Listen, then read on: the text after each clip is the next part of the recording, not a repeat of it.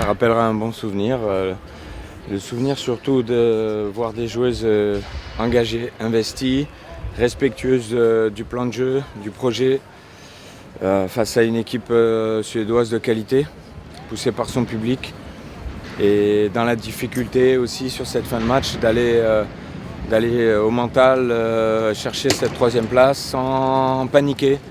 Parce que ça a été un moment difficile, mais j'ai vraiment apprécié la prestation des joueuses du groupe sur l'ensemble des deux matchs, parce qu'il ne faut pas l'oublier. Le match nul en fin de match aujourd'hui est valorisé par la victoire acquise en toute fin de match au match aller à Reims. Donc c'est l'ensemble des deux matchs qui est à valoriser. Je pense qu'on a pris le dessus sur cette équipe suédoise. On tape le poteau d'entrée de match. On a des situations pour marquer. Et puis finalement, on insiste. On persiste dans le projet, dans le plan de jeu.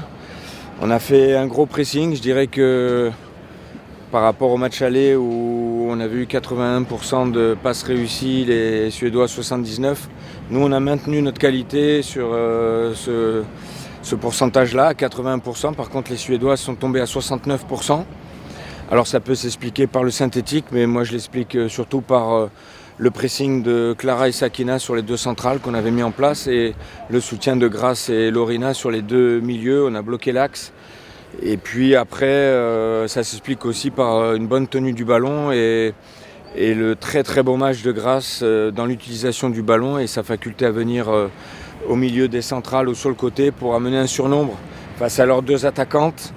Il fallait proposer le 3 contre 2, ça a été très bien fait. Grace a fait vraiment un gros match, mais comme toutes, d'ailleurs, voilà, je suis aussi satisfait des jeunes qui sont rentrés, qui ont participé, comme Lorina, Tiniba, Perle aussi, dont c'était le retour. Je voulais la voir démarrer dans un match difficile. Et puis aussi Klara, que je tiens à féliciter pour le match complet qu'elle a produit, le but qu'elle a marqué et l'état d'esprit qu'elle a affiché sur le front de l'attaque. On a 60% de possession contre 40% alors qu'on avait eu 52% au match aller.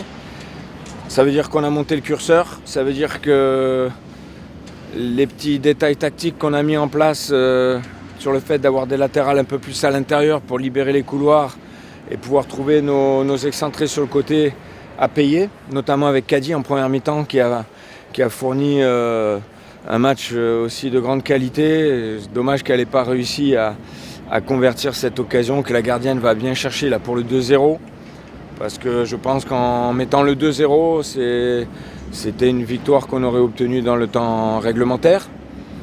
Mais c'est bien aussi de vivre la difficulté quelque part. Ça crée des émotions et en même temps, ça montre qu'il y a encore du travail à faire. Donc il ne faut pas s'enflammer, avoir beaucoup d'humilité, travailler et puis persévérer dans ce qu'on fait. Kelly, qui déjà au match à aller avait fait une très bonne entrée où elle avait été chercher ce corner à l'arrache pour finalement nous donner l'occasion de marquer. Donc je suis vraiment content pour elle. Elle s'aguerrit en Angleterre dans le club d'Everton.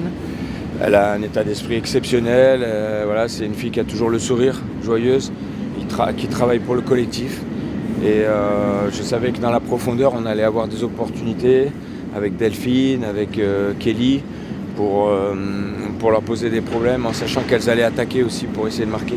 C'est ce qui s'est produit, donc vraiment je suis content pour elle. Substitution for France, number 3, Tiniba Samora is replaced by number 12, Wassa Sangare. Tout le monde a sa chance. Wassa est rentrée, elle a montré sur 3-4 actions tout le potentiel qu'elle a et c'est vraiment une joueuse d'avenir pour notre défense centrale. Voilà, le travail de tout le monde. Kessia qui aussi était sur le côté gauche, qui a fourni beaucoup d'efforts, avec pas toujours de la réussite dans ses enchaînements techniques, mais qui a beaucoup travaillé pour le collectif. Moi je regarde aussi l'état d'esprit et vraiment je trouve que le groupe là vit bien et il y a vraiment un très bon état d'esprit dans ce groupe. C'est vrai que c'est une médaille de bronze, mais ça reste une médaille. Et puis quand on prend goût à avoir une médaille autour du cou, ça donne envie d'aller en chercher d'autres.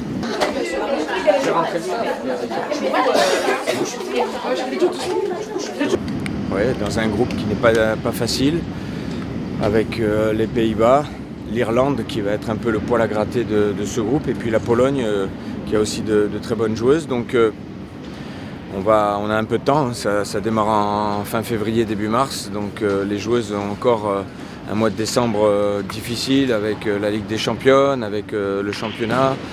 Elles vont enchaîner, elles auront après les fêtes de Noël. C'est aussi bien de bien finir cette saison qui, pour moi, est positive par rapport à tout ce qui a été fait depuis le début.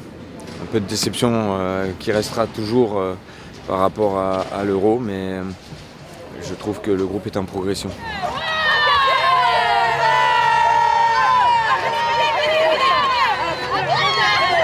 Un sentiment de fierté, parce que je trouve que les filles ont montré une belle image, ont mouillé le maillot de cette équipe de France. Elles le portent fièrement, elles mettent beaucoup d'énergie et d'engagement à défendre les couleurs de la France. Et ça, c'est la base, c'est important, c'est primordial. Et dans mon esprit, c'est ce qui me touche aussi, parce que on peut faire des erreurs, on peut avoir des idées contraires, on peut avoir des vents contraires, on peut vivre des difficultés, mais en tout cas, ce soir, un sentiment de fierté par rapport à tout ce qui a été accompli depuis le début de l'année 2025.